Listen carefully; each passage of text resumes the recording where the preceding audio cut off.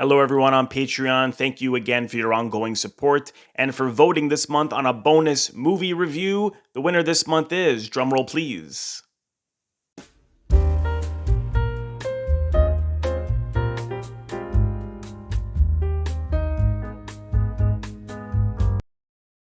The Man Who Fell to Earth from 1976. This was directed by the great Nicolas Roeg. It was written by Paul Meyersberg. The novel is by Walter Tevis, and it starred David Bowie, Rip Torn, and Candy Clark. I've only seen this film once before, and I was really excited about it because I love Nick Roeg, and I love Bowie as well, and not just his music, but some of the films that he's in, like Merry Christmas, Mr. Lawrence. He's in The Last Temptation of Christ. He was in some really good movies and gave some good performances. And I remember the first time I saw this 10 years ago, I was really excited about it because, like I said, Rogue is a director I've always loved, particularly his film Bad Timing, Performance, so many of it, Don't Look Now. And I couldn't get into it. I didn't really find it all that appealing. Watching it again the second time, I liked it more, and there is a lot I admire about it. I don't really love the movie. I just it's not that compelling to me. So, but I admire how experimental it is at the same time, and I think it requires multiple viewings because it's a very visual film. He has a lot of shots that are hard to explain.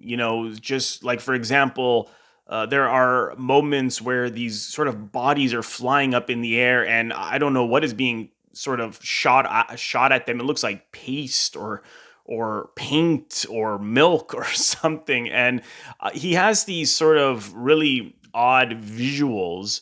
So, it's hard to explain what that's about. I think the film really requires a lot of patience, but certainly the essence of the film and the emotional quality of the film is easy to understand. So, we have a guy he's an alien, David Bowie. If you haven't seen it, here's the plot. According to IMDb, it's an alien must pose as a human to save his dying planet, but a woman and greed of other men create complications. So, this film almost in a way predicted the future. Not that this wasn't happening at the time, but David Bowie, yes, he's an alien. He comes down to Earth. He's from another planet because he needs water for his planet because there's a drought on his planet. And so leaves his family behind. So he's missing his family terribly, and he creates all these different inventions and becomes very, very rich because his plan is to send water back to his planet by building this, big spaceship. So what happens is he ends up getting distracted off his mission because, here he is in the Western world and America. And now with this is television media was becoming much more in your face. And isn't that true now more than ever with Facebook, Instagram, YouTube channels, people like me, even though I'm not doing news or anything, but there's so much content. I mean, we're in a world of 24-hour news on our phone where media is in our face. It's addictive, and it's always been addictive, and now more than ever. But he begins to become addicted to television, and he becomes an alcoholic. And there's these great scenes where he's watching 6 or 7 TV screens at the same time. So the film is basically exploring how we have these motives in life that are very pure and are good to help others, to help our family, to provide for our family, which is very much the David Bowie character. And, people get off track in one way, shape, or form. So in his case, he has this affair with another woman played by Candy Clark. So he gets introduced to church from her by her, and all the sex that they're having, and booze and media and television. And so he goes off course and he becomes very, very rich, and he's not necessarily greedy with his money or anything, but he just falls into addiction. And I found that appealing. So for his character, however, a lot of the other characters are not really all that interesting. I mean, Rip Torn plays this professor who is, very interested in books and literature, and he is also falling into one addiction or another, mainly sex. So he's having sex with all of these 18-year-old students of his, and he quits his job because he's saying, people don't care about books anymore. It's all about, he's getting interested in technology, and he goes to work for David Bowie. Rip Torn basically is initially trying to help Bowie with his inventions, and then he ends up working for a character played by Bernie Casey Peters, and as these people who take everything away from him. Buck Henry is David Bowie's lawyer, and they throw him through a window. Because he becomes a partner with David Bowie.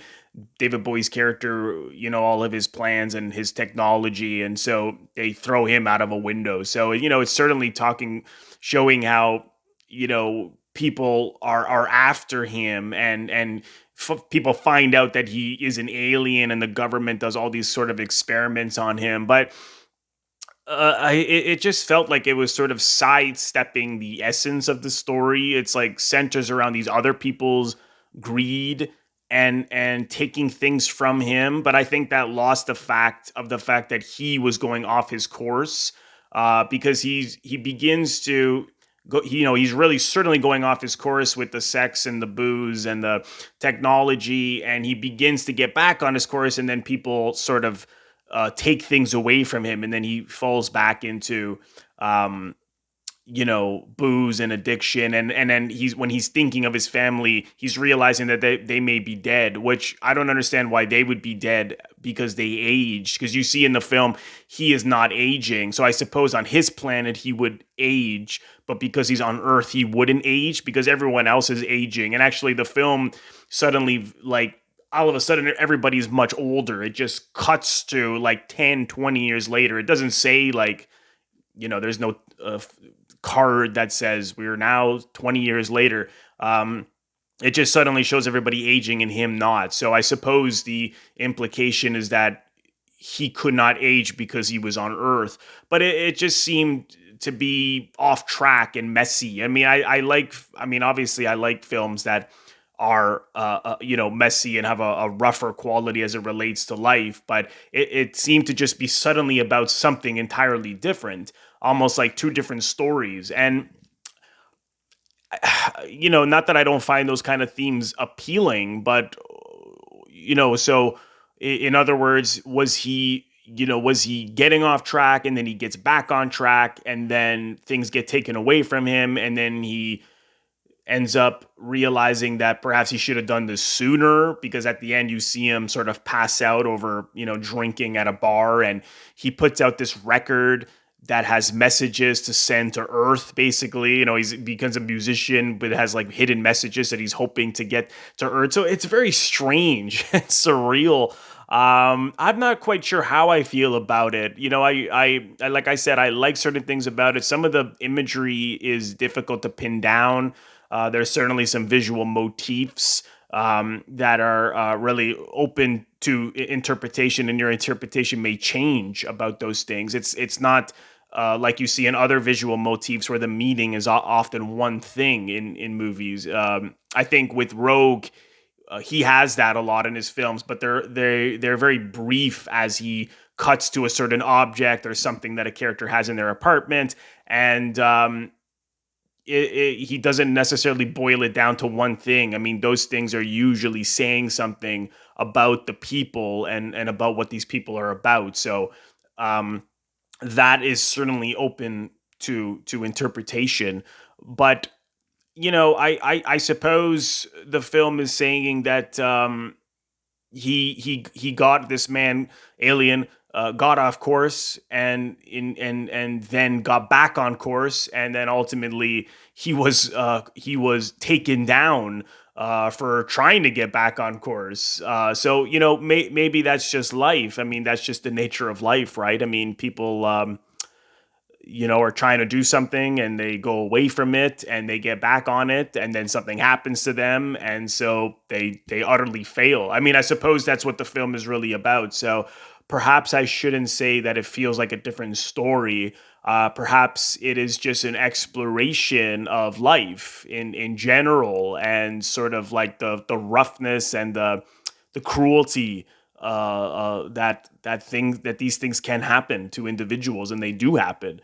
So maybe I do like it more than I thought. I'm I'm discovering my feelings about it as I talk it out, because it is a film that is certainly, like I said, requires a lot of viewings. And I'm not sure. I began this review by saying I don't know how compelling it is, but as I'm talking, I feel more attracted to it because perhaps this roller coaster ride and these dips and dives that the alien character goes on is more interesting than I thought. So I'll certainly see it again. I mean, like I said, Rogue is an incredible filmmaker, and some of the trivia on it was that David Bowie apparently was like on cocaine the entire time. But he got along really well with Nick Rogue, and he took it very, very seriously. As he said, he was very eager to please Rogue and do a good job. He really liked the movie. However, Candy Clark, who played Mary Lou, said that he wasn't on cocaine the whole time. So who knows? Her character was interesting because he meets her at a hotel. She works at a hotel, and she feels that her life is not very interesting. And it's interesting because at first I didn't think that she would become such a big character. It took me by surprise. And then suddenly, as she leaves work and she kind of admires that Bowie seems to have a really interesting life, and she's like, "Oh, look at me, I just work at a hotel." And then actually she's the one who introduces him to a lot of excess and they have these really kinky sex scenes where they have a gun, like Bowie's holding a gun, so it's the relationship between violence and sex. That I found really sort of appealing about her. There's even a scene later on when they're beginning to take his corporation away from him, and they're they're bribing her to sign some documents. I guess she was a shareholder or something, or she had some kind of power with the company, and she's truly torn about doing it. She's upset, but then ultimately, as we see the film progress and she ages drastically like everybody else, she winds up marrying Rip Torn, and so she was basically compromised and took everything away from David Bowie as well, just like everyone else did. So I mean, I suppose you could say that's cynical. I suppose you can say, well, that's just what happens in life, and you have to accept that, and not everything can be optimistic. Rogue was interested in very dark sides of life, and I mean, I know that his ex-wife, Teresa Russell, who was in a number of his films, said, he was interested in men and women, and how do men and women, how do you explore love between men and women. But I think he was also just interested in things not always going as you hope in life, and making mistakes and trying to fix them, and then people doing things to you, and a combination of your things that you do that are problematic, but then things that people do to you when people that are going to affect you for the rest of your life, which you see with David Bowie's character in the film. So it's a really it's an interesting film, and it's again, the more I talk about it, the more I'm intrigued by it. So I think I will see it again. So I appreciate those of you who voted on it. I appreciate the voting on it, because I'm glad that I got to see it again. I really recommend it. If you haven't seen it, check it out, and comment below and let me know what you think of it. Thank you so much again for voting, everyone, and I will see you in the next video.